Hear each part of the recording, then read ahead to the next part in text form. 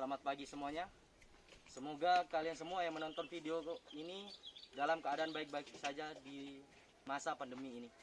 Perkenalkan, saya Doni Dwi Hidayat, mahasiswa Universitas Wiraraja Madura, Fakultas Teknik Prodi Teknik Sipil. Di sini kami sedang berada di lokasi saluran irigasi yang berada di daerah Kecamatan Batuan.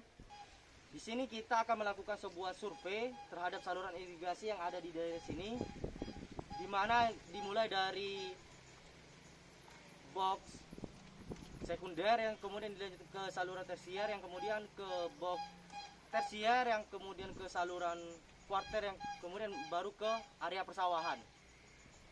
Sebelum melanjutkan ke pembahasan yang akan kita bahas, saya juga akan memperkenalkan teman-teman saya yang sedang berada di lokasi saat ini.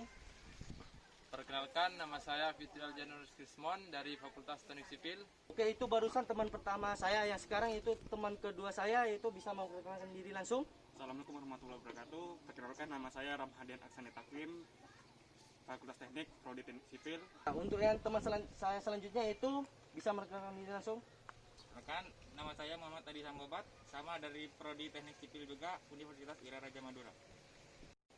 Oke, untuk yang terakhir, untuk teman saya yang juga sebagai kameramen saya atau kameramen di kelompok kami, bisa memperkenalkan diri langsung.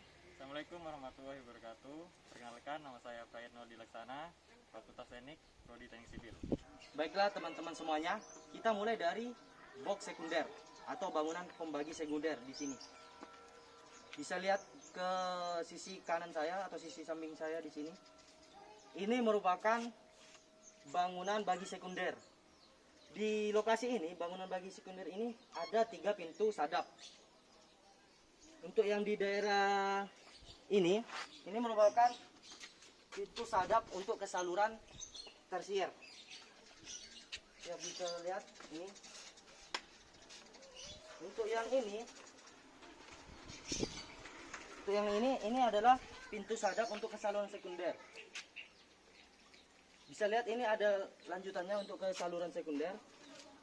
Yang kemudian ini yang ketiga sama dengan yang untuk yang pertama, yaitu pintu sadap tersier. Cuma arah saluran tersiernya berbeda. Tujuan dari bangunan bagi sekunder ini yaitu untuk membagi arah aliran air atau hal yang diperlukan oleh masyarakat. Di sini sepertinya untuk lokasi ini dibagi 2 pintu sadap atau pintu bagi sadap tersier di sini, yaitu yang mengarah langsung ke saluran tersier.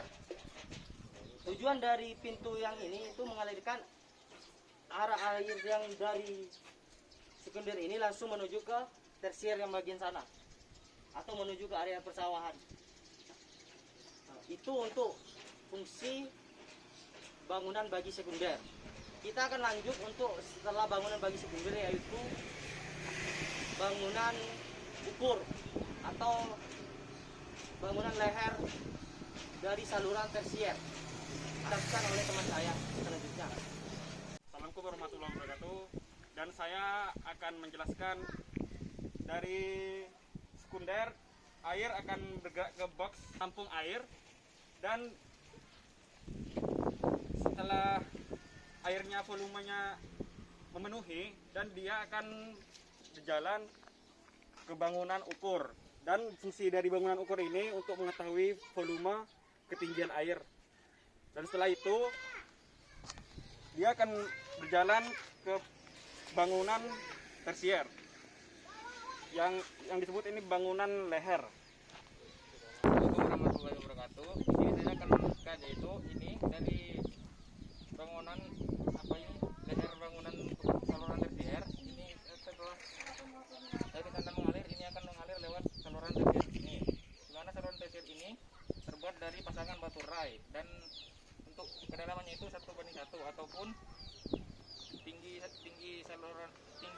air pada saluran tersier ini akan sama dengan luas penampang pada saluran tersier ini. Setelah dari saluran tersier ini nanti akan mengalir ke box tersier yang ada di sana, di mana dari box tersier itu nanti akan dilanjutkan ke saluran kuarter. Assalamualaikum warahmatullahi wabarakatuh. sini saya akan menjelaskan saluran yang sudah dijelaskan oleh teman saya di sana. Saya akan melanjutkan dari saluran tersier. Di sini akan mengalir ke box tersier. Di dalam box tersier di sini ada 2 pintu sadap. Fungsi dari pintu kuarter di sini untuk menyadap saluran, yaitu saluran ini dibagi menjadi 2, ke utara dan ke selatan.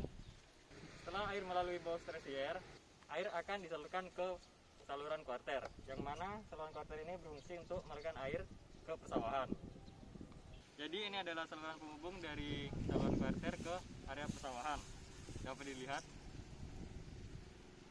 Oke teman-teman semuanya, itu merupakan penjelasan dari bangunan bagi sekunder sampai ke areal persawahan.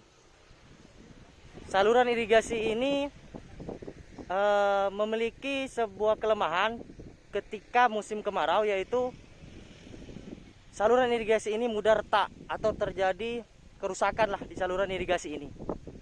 Jadi itulah penjelasan dari kelompok kami mengenai tentang saluran irigasi yang dimulai dari bangunan bagi sekunder. Sekian, terima kasih dan semoga bermanfaat. Saya Doni Dwi Hidayat. Saya Brian Aliaksana. Dan saya Ramhadir Sade Takwim. Saya Fitrial Janoris Krismon. Saya Muhammad Andi Sambawat. Kami mengucapkan semoga video ini bermanfaat dan maaf atas kekurangan yang tidak bisa kami sebutkan satu-satu. Terima kasih. Assalamualaikum warahmatullahi wabarakatuh. Heard all the rumors, you found another one. It's easy to leave me when I loved you the most, baby. I was a fool to love you more than I ever loved myself. Assalamualaikum warahmatullahi wabarakatuh. Ya, di sini untuk melanjutkan dari survei yang sudah kelompok kami lakukan di Desa Babalan yang di Kecamatan Batuan. Di sini saya akan menjelaskan yang masih belum jelas ketika kami melakukan survei di lapangan, yaitu yang pertama di sini mengidentifikasi kondisi karakteristik tempat survei, di mana nama lokasi atau lokasi yang kami survei itu Desa Babalan, Kecamatan Batuan. Di sana kondisi bangunan dikarenakan musim kemarau kurang terawat di saluran yang mulai banyak retak. Memang ini biasa terjadi pada pasangan pelencengan seperti di saluran irigasi dikarenakan cuaca yang tidak mendukung dan juga tidak ada aliran air yang mengalir di saluran tersebut. Untuk penjelasan bangunan utamanya itu dari bangunan utama itu kita dari bendungan di Kebun Agung, di mana di situ air mengalir dari awalnya dari situ yang kemudian disadap ke bangunan primer dari pintu imtek itu. Habis dari bangunan primer di situ di sebelah utara yang dari tempat lokasi kami, di situ ada box bagi sekunder atau box bagi sadap sekunder. Kami mengambil ke jalan ya atau arah selatan dari box bagi sekunder, yang kemudian di sana juga ketemu lagi dengan box bagi sekunder. Tapi perbedaannya dengan yang pertama, di sini bukan membagi ke saluran sekunder lagi, tapi membaginya ke saluran tersier. Yang kami ambil itu saluran tersiernya yang mengarah ke sebelah timur. Di situ fungsi dari bangunan sekunder sudah dijelaskan ketika di lapangan. Agar lebih jelas kami akan menjelaskan kembali di mana bangunan sekunder itu, bangunan bagi sekunder berfungsi untuk menampung air yang mengalir di saluran sekunder yang kemudian disadap menggunakan pintu sadap yang akan kemudian mengalir ke saluran tersier, di mana di situ untuk sebelum menuju ke saluran tersier di situ ada sebuah bangunan ukur yang mungkin akan dijelaskan oleh teman saya selanjutnya. Silakan untuk saudara Ian. Assalamualaikum warahmatullahi wabarakatuh. Saya akan melanjutkan bangunan pengukur dan pengatur dari sebuah saluran irigasi. Bangunan pengukur itu dimaksudkan untuk dapat memberi informasi mengenai besar aliran yang dialirkan. Kadangkala bangunan pengukur dapat juga berfungsi sebagai bangunan pengatur.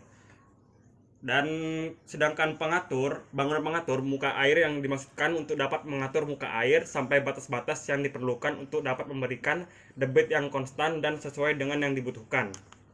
Dan bangunan pembawa dari saluran bangunan ukur itu bangunan pembawa berfungsi membawa atau mengalirkan air dari sumbernya menuju peta irigasi. Ya, selanjutnya dilanjutkan oleh teman saya. Untuk bangunan pembawa, yaitu bangunan pembawa mempunyai fungsi membawa atau mengalirkan air dari sumbernya menuju peta-peta irigasi. Untuk bangunan pelengkapnya itu ada pagar, rel, pengaman, dan sebagainya yang berguna untuk memberikan pengamanan jika terjadi keadaan yang darurat. Dan juga ada tempat cuci seperti tempat mandi ternak dan juga sebagainya, digunakan untuk memberikan sarana mencapai saluran air tanpa merusak lereng-lereng saluran dengan menggunakan tangga ataupun sejenisnya. Dan juga permasalahan yang ada di bangunan air di saat musim kemarau yaitu debit air cenderung menipis dan bahkan sampai habis atau kering, dan pada saluran terlalu banyak dengan sampah atau limbah rumah tangga. Mungkin itu yang bisa kelompok kami sampaikan. Mungkin masih banyak kekurangan di kelompok kami mengenai penjelasan saluran irigasi. Tetapi kami berharap ini juga bisa membantu untuk teman-teman sekalian memahami, mengerti apa itu saluran irigasi, dimulai dari bangunan primer ke sekunder, lalu ke tersier, yang ke kuarter, kemudian baru ke area persawahan. Mungkin itu saja dari kelompok kami. Terima kasih. Assalamualaikum warahmatullahi wabarakatuh.